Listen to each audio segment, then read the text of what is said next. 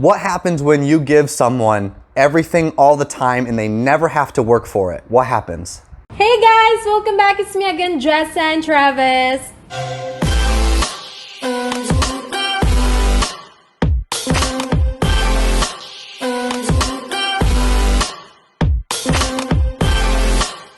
Hindi tayo doon eh!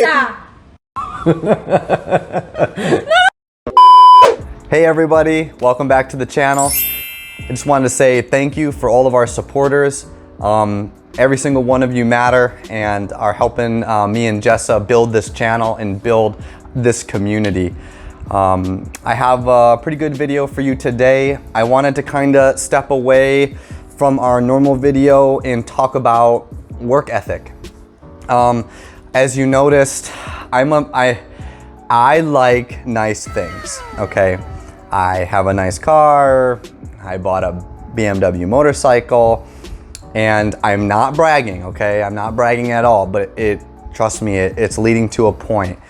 And it all is going to come down to work ethic. And what I mean by that is, what type of guy or gal are you? Are you someone with morals, integrity? Are you dedicated, professional, goal-oriented? And do you work well with others? Do you work well in a team environment? Are you out there building connections and your own networking and inside of your business or your niche or your area of expertise? You know, a lot of employers are looking for individuals with that good work ethic. And I want to tell you just how important that work ethic is. If you are making yourself invaluable to your work team, then you know your work ethic must be good, right? Because they need you. They need you around, right? And a lot of times they're looking for, you know, are you dependent? Do you have integrity? Are you honest? Do you produce a good quality, you know, I guess a good quality work? You know, are you producing are you average or are you above average? And a lot of that relates back to your mindset. Now, everyone goes to work, right? And we're like, shoot, I really don't want to work. I hate work. And I get like that too, y'all. I do. But it's really important to take a second, readjust, and, you know, produce the best quality product that you can produce. And that's because who cares about your company? But we care about ourselves. And I'm not gonna hand off a product that I wouldn't accept myself, right? So that's what I'm trying to get at. And it's really, really important to have that work ethic. And I wanted to talk about, you know, how some of that is gonna be huge in finding that career that supports you, like my career that has supported me. Now I wanna let you know, I have an associate's, I have a bachelor's degree, and I'm working and I'm almost done with my master's, and then I will go and get my doctorate, or I will do another master's degree. And I'm only saying this because I wanna let you know, the military, a lot of people think the military, oh, it's an easy career, it's an easy out, blah, blah, blah. And it's not. I have the option to get out and be very successful. I have degrees, I'm educated, right? I have a lot of work experience, but the military is a great option for me. I've been highly successful in it, in my opinion. And it's afforded me a lot of opportunities to travel, save money, meet new people, and travel and see the world, because a lot of times people's perspective of the world is just so scattered, right?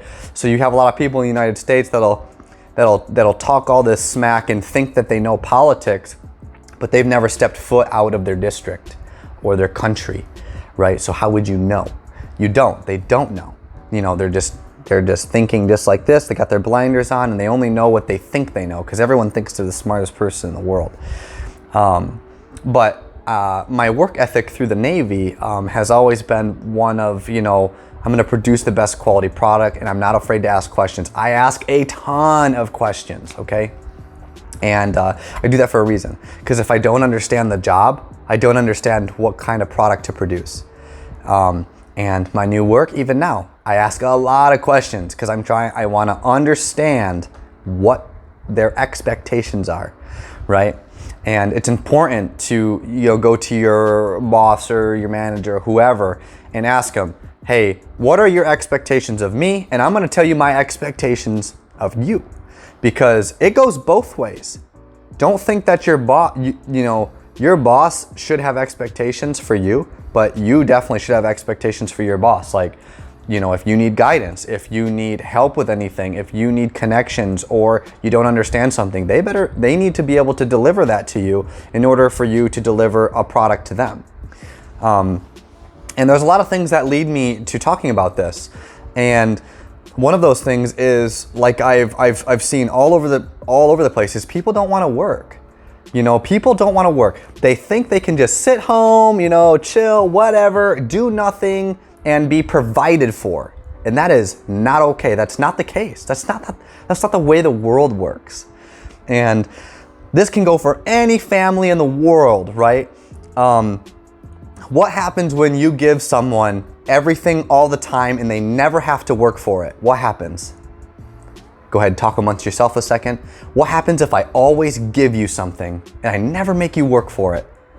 You become lazy, entitled, right? Lazy, entitled. You have no work ethic because you won't even take the initiative to get off your butt and do something.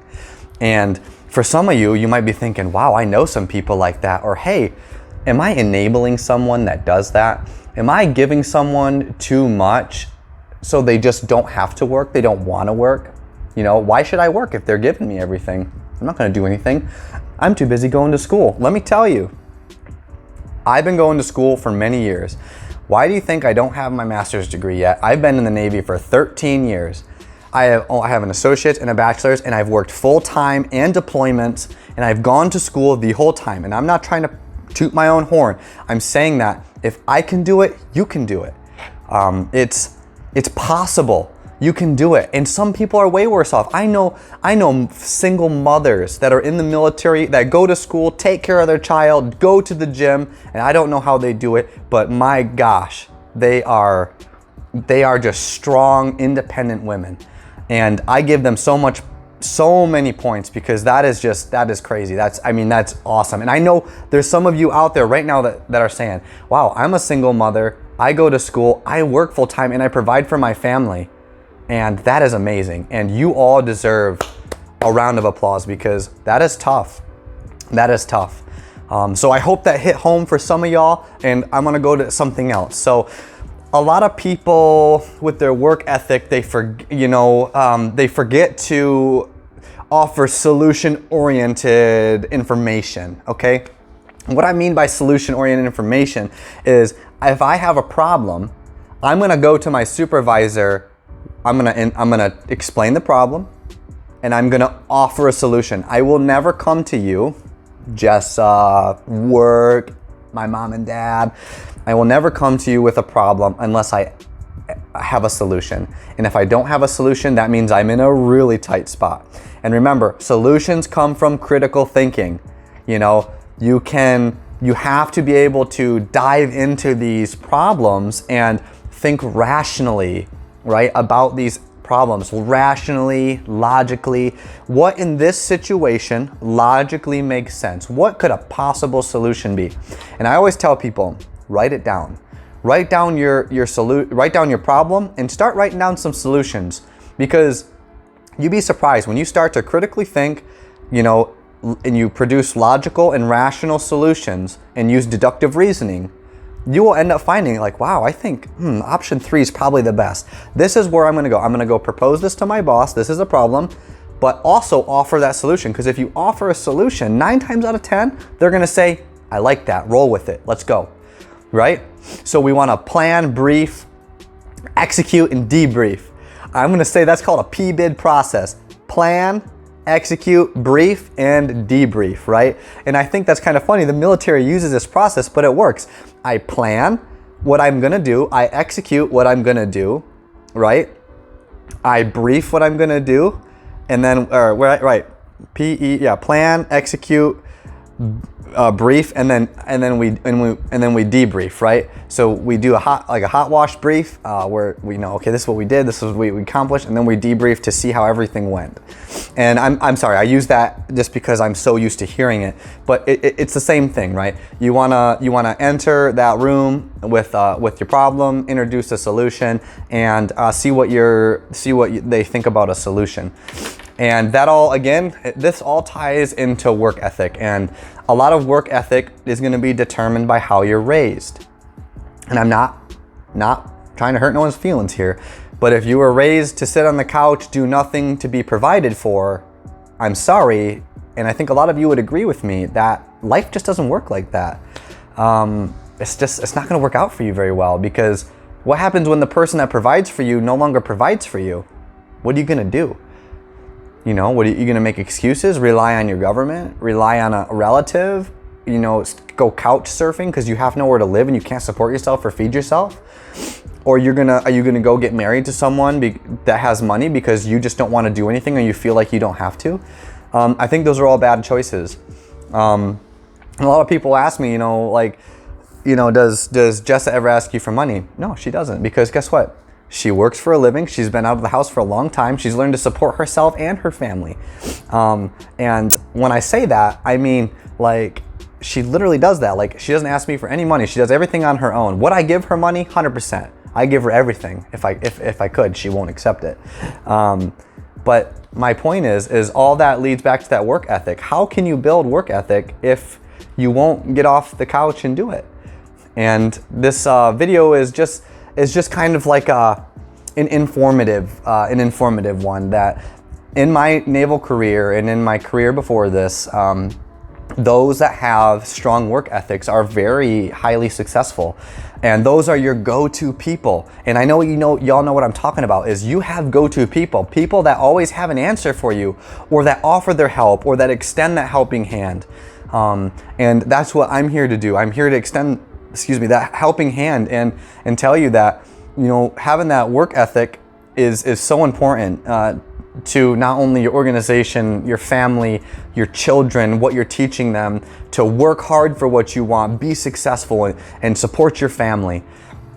You can do all that, and you can do that by having a good work ethic. So that's all I really wanted to kind of put out. I really like teaching. It's something that I don't do a whole lot through our YouTube. If you kind of like these tips and tricks for, getting a job, being successful at your job, and, hitting that ground running and just being the team member that everyone goes to, right? Kind of like that, you be the star of the show. Let me know if you like it. Please comment below. Tell me how you like the video. And if you have any suggestions for other videos, let me know. I'm all about it. And I really like making these videos, and I really hope that I reach someone or help someone or gave someone an idea. That would be really awesome. It's really awesome to hear that positive feedback. So thank you all. Like and subscribe, and we'll see you later. Thank you.